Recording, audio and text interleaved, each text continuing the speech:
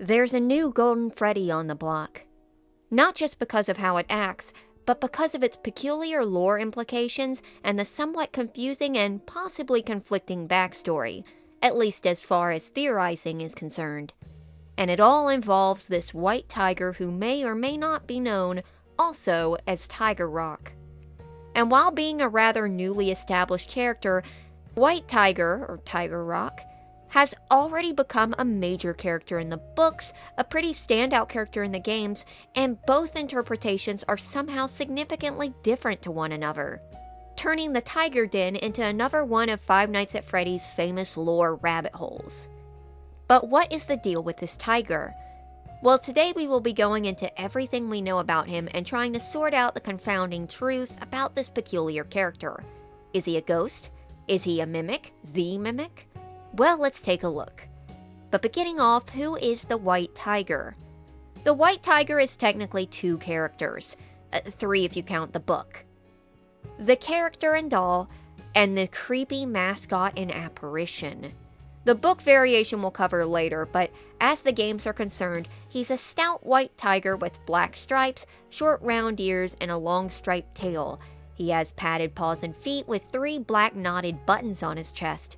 He has 2 large eyes, one blue and green, which glow, with a pinkish nose and a wide smile with small cat-like teeth, by which I mean they're more like cat's teeth than tigers. And he also has whiskers. The doll and mascot look almost identical. Well, save that the mascot is rather tall. Taller than an adult human, but not by too much. Like I said, there are huge differences between the game and book versions of the White Tiger, but they both begin at the same place, a little plush toy and a family.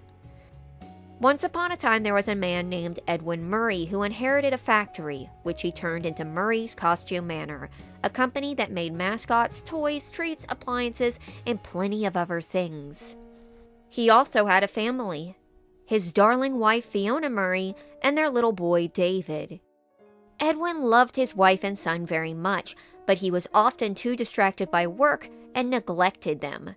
Because of that, Fiona was the more active parent and was very close with David.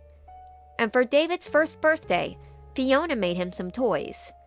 The most important one being a white tiger plush who became David's closest companion.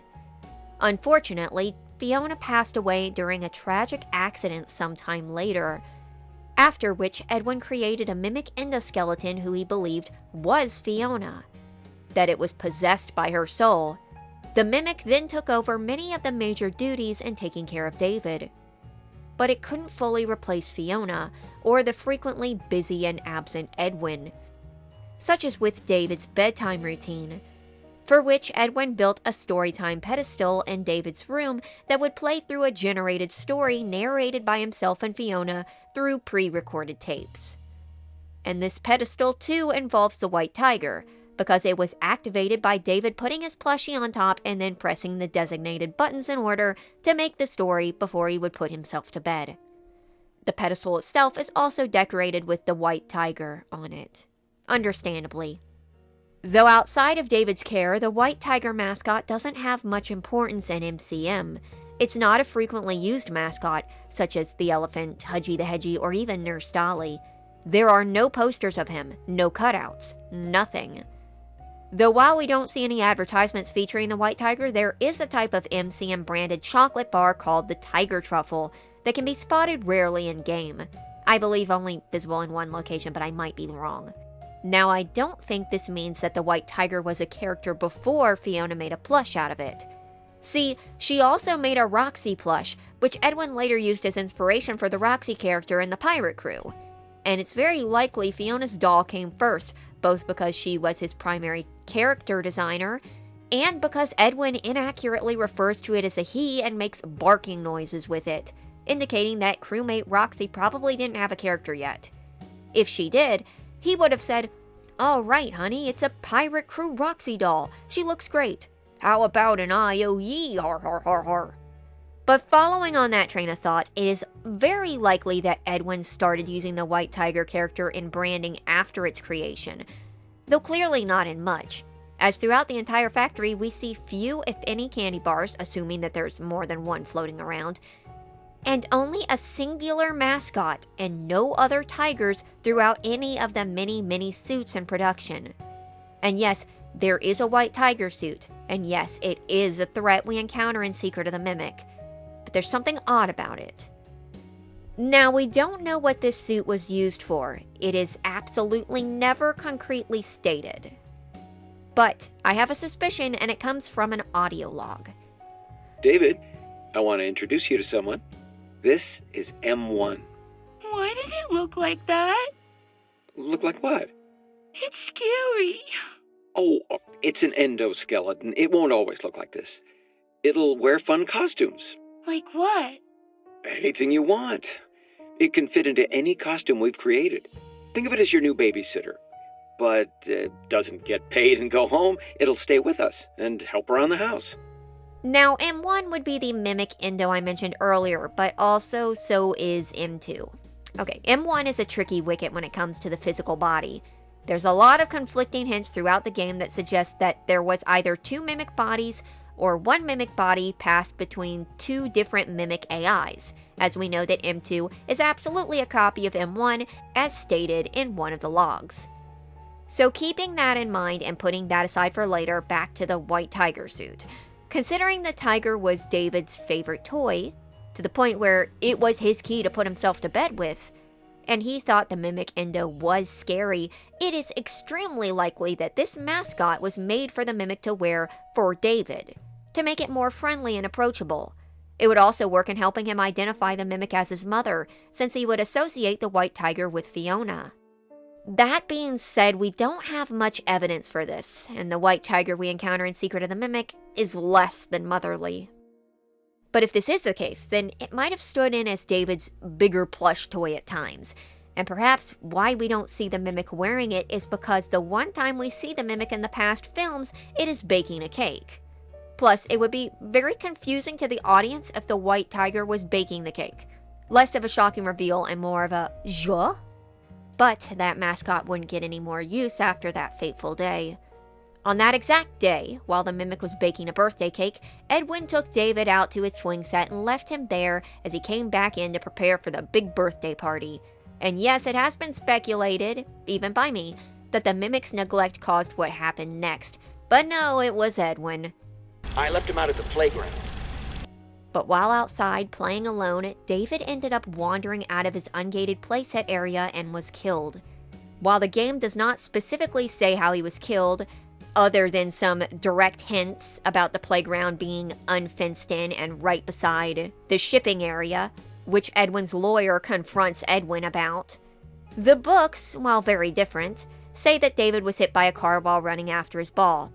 In the tape of the swing set, we see David's ball ominously sitting on the playground, and the ball holds a great importance to the Moon.exe minigame. And with the playground ungated from the shipping area and all the trucks, yes, it is very likely that this was still David's fate, that he chased his ball and was hit by someone, possibly William Afton, because he likes to get his fingers into every pie.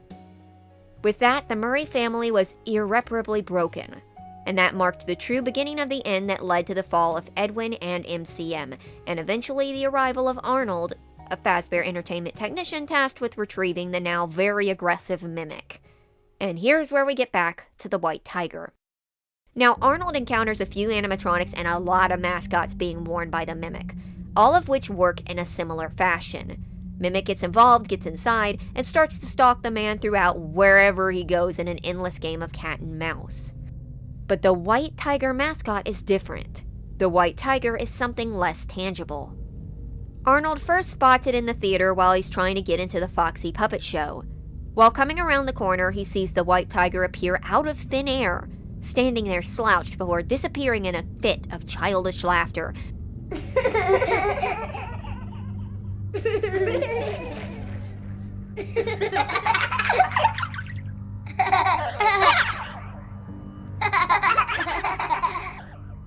With distorted voices circling where it once stood.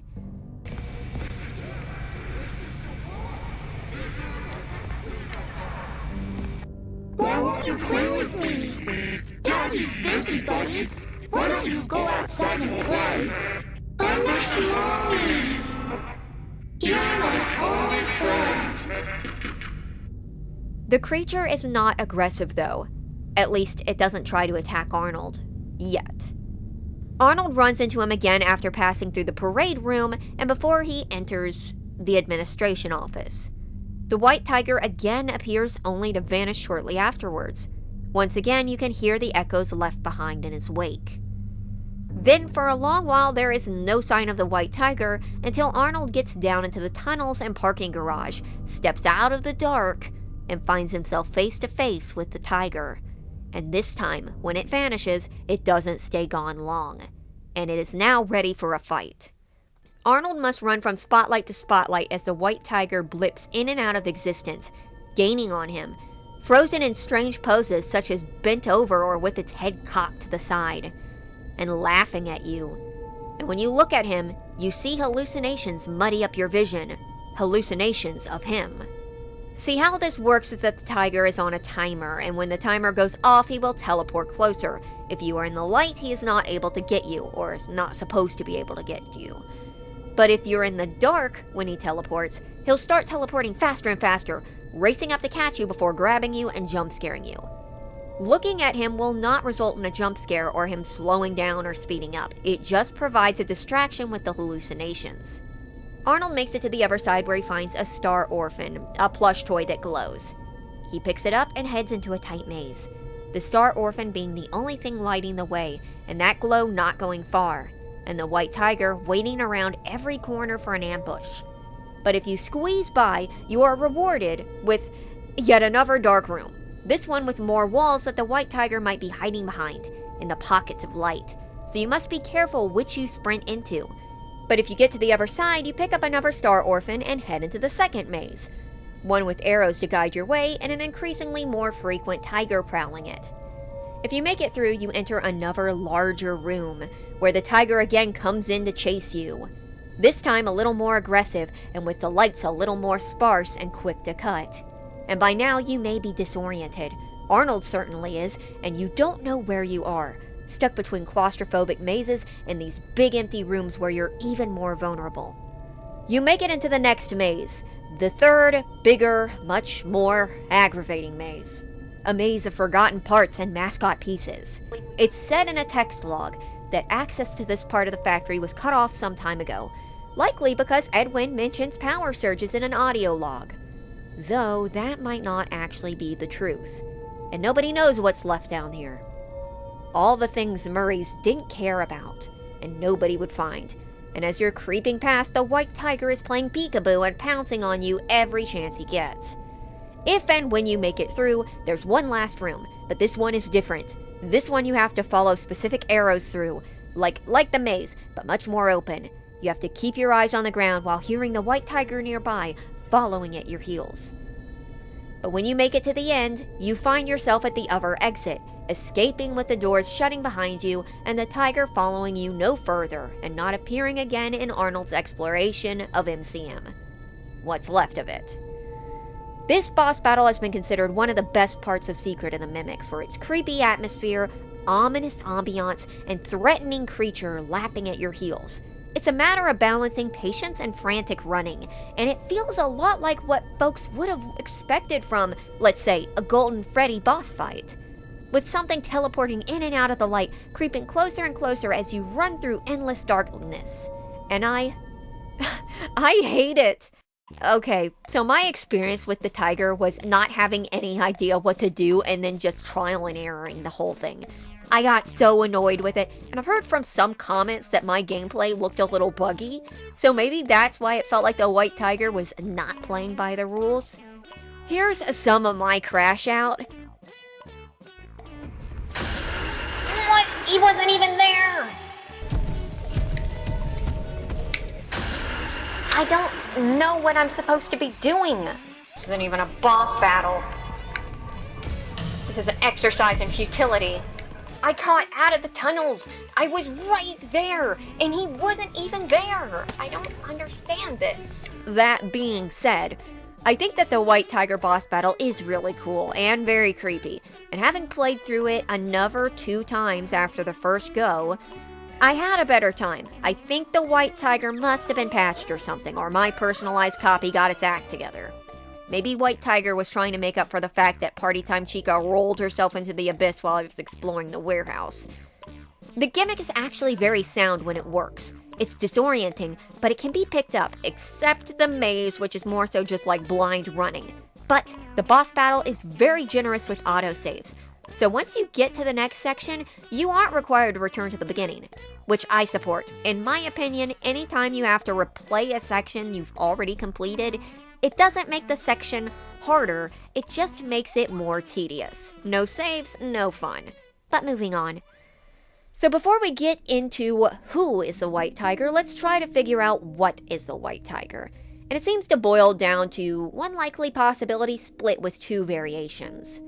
By which I mean, the tiger is very likely paranormal. It exhibits the same ghostly behavior we see from haunted animatronics in earlier FNAF games, specifically Golden Freddy. Even having Golden Freddy's hunched appearance and ability to teleport around, the echoey ghostly voices back this up as well. Now, it is possible that this is a hallucination or the mimic using some tactic to make it appear like it's teleporting. In the basement boss battle, it may just canonically be moving so fast in the dark that it looks like it's teleporting. But this is challenged by its earlier appearances where the tiger clearly appears in full and disappears entirely. The hallucination angle has some merit until it is capable of actually jump-scaring and ending Arnold's life, meaning that there is something there, something more than his exhausted brain imagining monsters. So, I think pretty paranormal. It could be just an empty suit, but it's also possible that there is an endoskeleton inside that we aren't aware of, but that it's haunted as well. For all intents and purposes, the White Tiger does seem to be the only thing in Secret of the Mimic that is traditionally haunted. But who is it haunted by? Well, the simplest explanation just happens to also be the one backed up with the most evidence, and that's that the White Tiger is possessed by David Murray. There's a slew of evidence backing this up. Firstly, David died a traumatic death on location, something that directly led to hauntings in the other FNAF games. He is also the only known child who died at MCM, backed up by the flyer in the office that says they'll be banning Bring Your Child to Work Day in lieu of the accident. Secondly, the White Tiger has a child's voice that sounds like a little boy's voice, and while the echoes surrounding him aren't all David's lines, most of them are. Thirdly, David had a close connection with the White Tiger character, and likely the mascot, as, like I said earlier, due to its rare and limited nature, it's possible that it could have been used for David's care. There's more that I'll get to momentarily, but another thing to note is that the mimic in the secret ending, when it's acting like David, it is not David. It is programmed to act like David, but it does not have his soul inside. So, where's David? I guess he's been forgotten. Down there. But if this was David, why would he be attacking Arnold? Well, there's a few options. Firstly, David could be confused and thinking this is a game, punctuated by his red light, green light approach, the giggling, and the peekabooing with the jump scares. That he thinks he's playing but doesn't realize that it's a dangerous game. Just like a tiger, it might be playing around, but it could accidentally kill easily. Secondly, could be the same reason Golden Freddy, the classics, and all the rest do. Either they mistake him for someone else, which is likely not always a constant, or they're confused and angry, and surely a little boy who spent a lot of time on his own would already be unsettled before his untimely death. Especially if W.A. William Afton, MCM Saboteur, was involved with his unexpected accident. And I know there's not actually much evidence that William was behind it, but I would be hard-pressed to find an event that William Afton didn't have some direct hand in. And especially if David's spirit somehow figured out that his father and mother were trying to replace him with a robot while leaving him forgotten. A ghost child might see this as him being ignored, just like he was in life.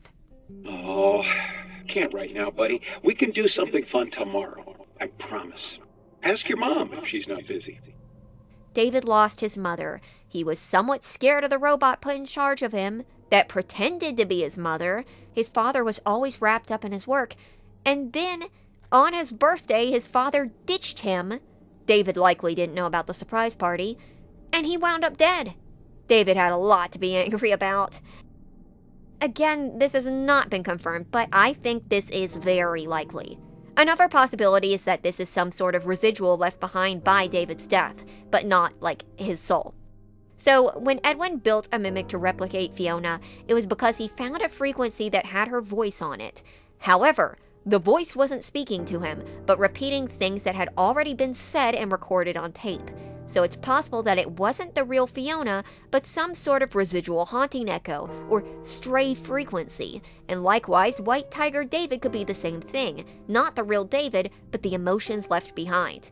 And wouldn't you know it, but Edwin's secret lab, the one where you find the audio log about these frequencies, is in the same basement area.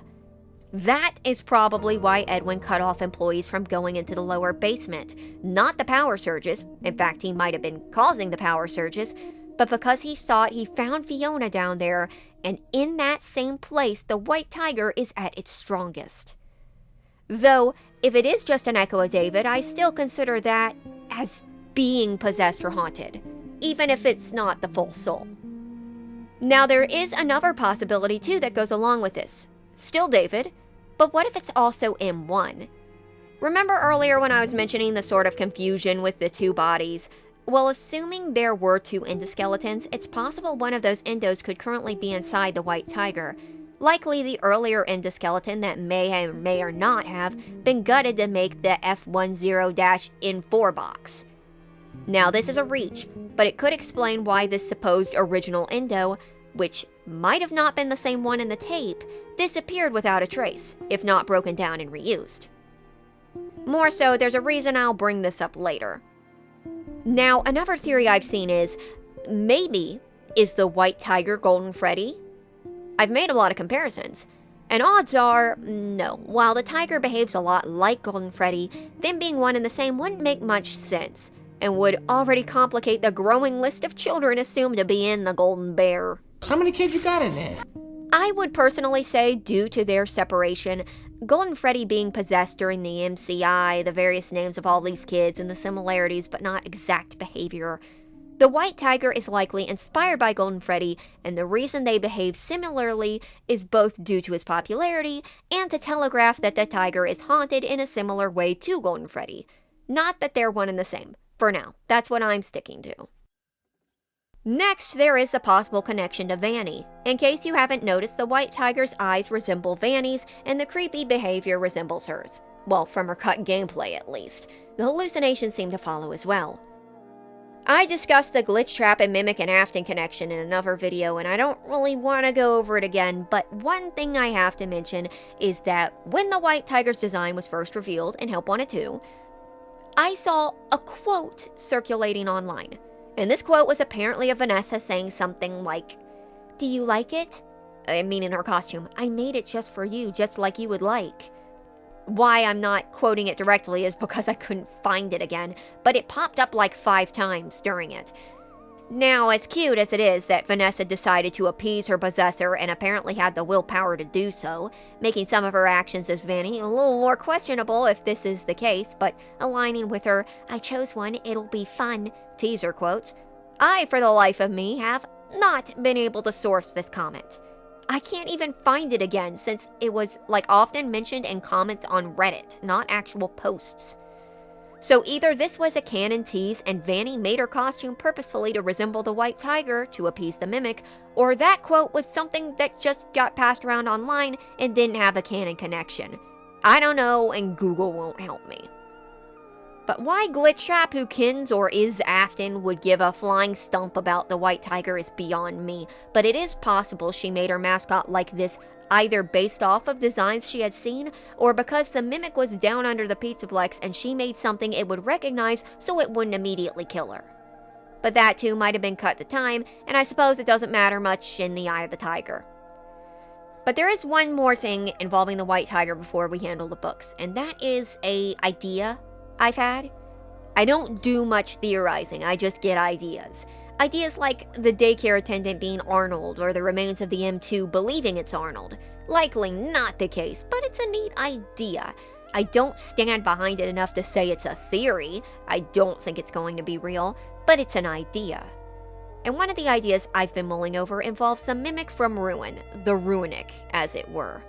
The Ruin Mimic and M2 from Secret of the Mimic are very different. They behave similarly, but their designs are way off. M2 is built to fit into any suit, is extremely durable and strong, and looks pretty state-of-the-art. Ruinic is bulky and a lot less dexterous, and a lot less strong since it gets its arm popped off by an elevator while M2 doesn't, and looks pretty ancient. There's a running theory that when Fazbear Entertainment first found M2, they refit it into the Ruin body, like somewhat implied in the books, but the book's backstory is largely different to the games, so it's hard to take it as gospel when we don't really get much on this specifically. The Ruinic looks extremely old, very outdated, stiff and Frankenstein-like, with strength but not the versatility of M2. Plus, it's been abandoned and forgotten down here. If Fazent took it and reformatted it, why did they then leave it underground beneath the excavated sinkhole? This mimic could clearly be contained, unlike the greater threat that was M2. But my point is, it's likely that M2 is just an updated design, like how Springtrap and Scraptrap are technically the same, like how Burntrap resembles the cut Spring Bonnie from Help Wanted. Little changes and additions to models often happen. But what if this is more than that? What if the mimic, as seen in Ruin, is not M2, but M1? And I don't mean like Fiona M1, I mean the possible original Endo body. If there was one, and it wasn't just one body in two programs. And that the reason it's weaker with less dexterous parts is because it was an earlier model who was abandoned.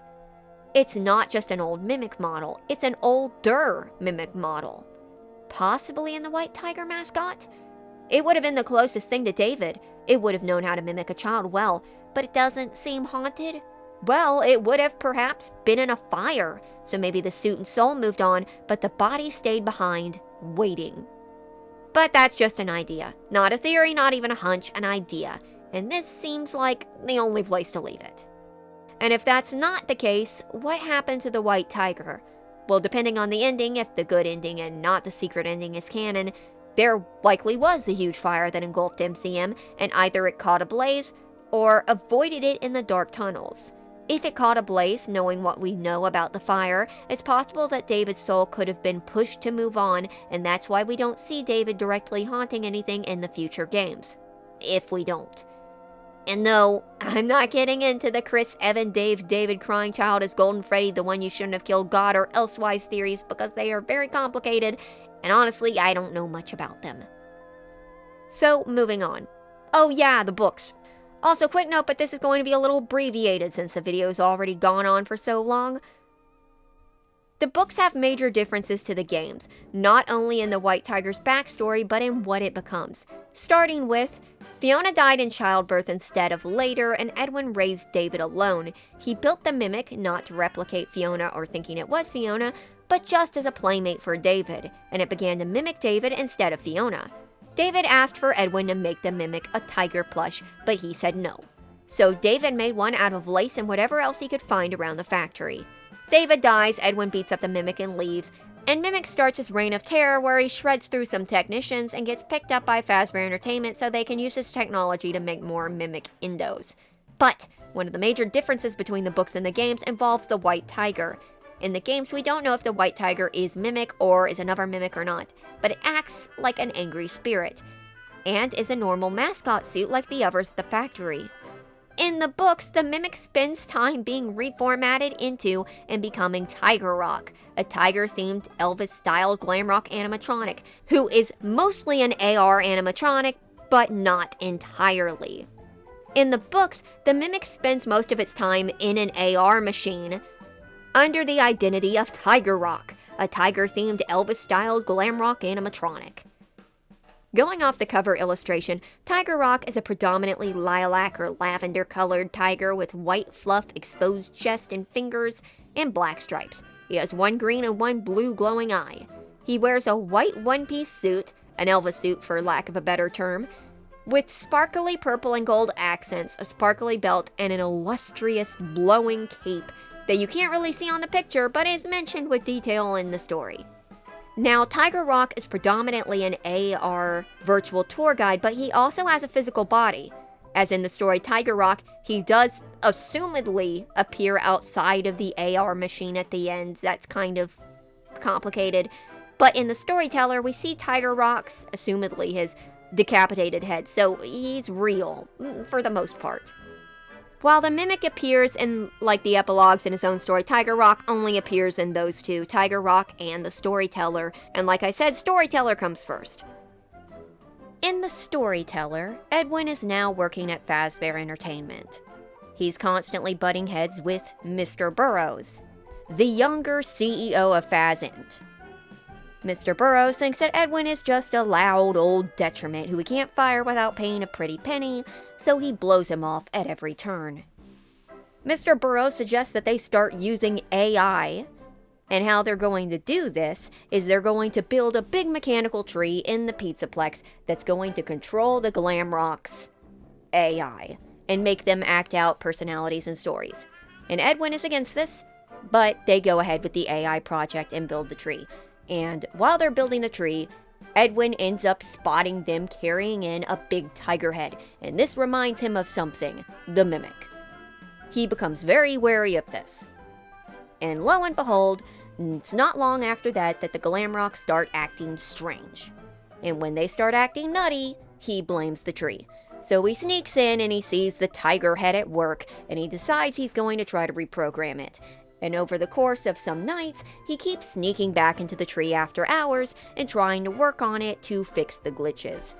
Right as he thinks he cracked the code, Mr. Burrows finds out that he's been tinkering in there by setting up cameras outside and closes him inside the tree, trapping him. And then he flies out to the Bahamas and goes scuba diving for a week. He comes back a week later to find out Murray is still gone, so he goes to check the tree, and lo and behold, Murray is dead. He's somehow shocked by the fact that the man stuck inside an airtight tree for a week is dead. And he tries to escape, but, oh no, he accidentally locked himself inside. The same remote he used to lock Edwin inside the tree is now making it so that he cannot get back out of the tree. He tries to attack the tiger head, he tries to scream for help, but no one assumedly hears him, and the story ends there. The tree is later mentioned to have been shut down in Tiger Rock, but since the animatronics are still acting squirrely, it's very possible that the program running in there is still going, or that the virus may have unintentionally spread. That being said, beyond the tiger's head, Tiger Rock doesn't appear to have real impact in the story. He's more so a thing than a character. The ironic part about this story, and this is actually really funny, is that this is the exact opposite of Secret of the Mimic, in Edwin's point of view. Well, in this story, Edwin doesn't like the idea of firing all the writers and then bringing in some AI to write the scripts, basically. But in Secret of the Mimic, Edwin was making these primitive AI structures to generate their own stories without writers and without actors, such as in the puppet show. So that's something interesting to point out. Funny enough, the closest thing we have to the Storyteller in-game is the bedtime pedestal. And lo and behold, it's attached to the White Tiger character. So that might be a connection. Tiger Rock. I just put Tiger Rock come back later here, so I didn't write out the Tiger Rock segment. Now, Tiger Rock is one of those ones that I read large chunks of when it leaked, but recently I listened to an audiobook of it by Cedar. Check it out if you want, it's 2 hours long.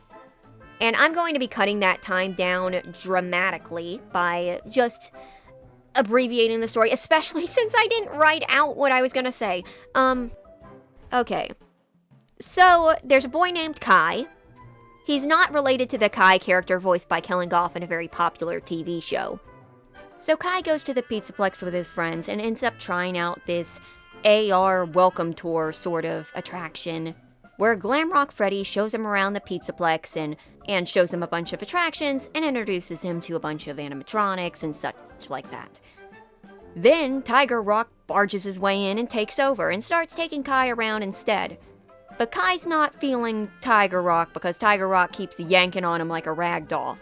So Kai tries to split, and Tiger Rock sees this, and he's like, we must be playing hide and seek.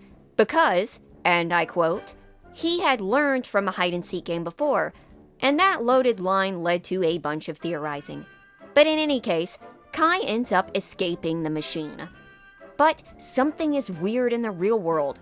He keeps seeing animals that look like Tiger Rock with blue and green eyes, and the entire world is trying to beat the heck out of him.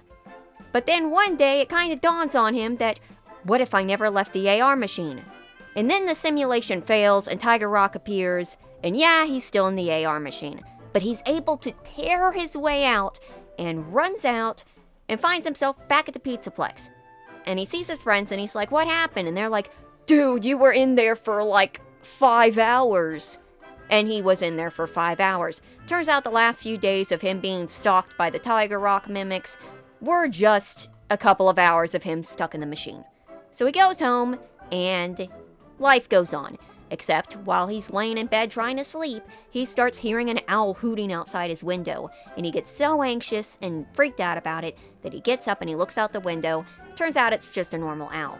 But then Tiger Rock springboards himself up into the window, yoinks his arms off, and runs off into the night.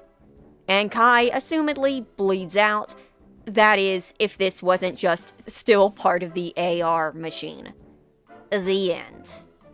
Now, the thing about the Tiger Rock story is, it's like, unless I'm wrong, one of 3 stories that are about kids getting stuck in an AR virtual simulation and not realizing it.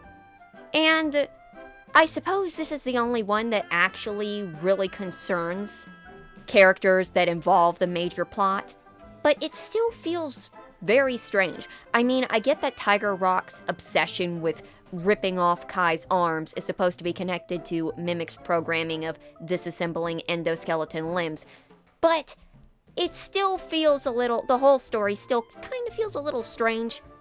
The bottom line here is that Tiger Rock is to White Tiger as book Mimic is to game Mimic. There are similarities, but also some major differences between the two. Though, in this direct comparison, it's the 2 tigers who stand out as entirely distinct characters, while the Mimic is the same character with 2 different stories. It's like Game Baby and Book Baby. They may look similar, but there's some huge differences in how they're presented and what they do. So, throughout the Tales books, the tiger only really appears twice, but is closely associated with the Mimic. It is, at one point, the main form Mimic takes. And it is what he uses, assumedly, to infect the Pizzaplex. And yet, in Secret of the Mimic, the White Tiger comes off as the only mascot in the game who likely isn't the Mimic. It's a peculiar choice, but actually it fits pretty well with the book and game baby comparison. So what do I think of the White Tiger? The mascot enemy, I mean. Honestly, I think he's pretty cool. He and Partytime Chica are the creepiest mascots by far, and that's largely connected to how they stand as bigger threats. Though in comparison, while I think Chica looks creepier, the Tiger's boss battle is a whole nother experience. Definitely added a little more of that classic paranormal creepiness of FNAF, even if I personally had some frustration with it. The White Tiger was a surprisingly impactful addition. But do I think the White Tiger will return? Yes. So, by all accounts, the White Tiger probably shouldn't return. It would be an unlikely reach bringing this guy back considering all the years and the fire, but since the Tiger boss battle was so popular and the Tiger himself is well known, and was even before his introduction into the games, when he was introduced into the Help Wanted 2 teaser, everyone pretty much knew his deal from the books. But little did any of us know that there was something waiting up his striped sleeve, and he blew himself out of the water with that one. And because of that, I think there's a good chance that this character will return in some way. The DA did, the DJ did, Roxy did, and by now it's pretty clear that if you leave a big enough mark, you will come back for an encore. So I'm expecting the White Tiger to, at some time and in some way, return. And when that will be, how that will be, and how that will affect the story surrounding him is clearly unknown. For now, let's hope this thing found peace in the blaze, and isn't stalking a parking garage somewhere. Anyway, Thank you for watching.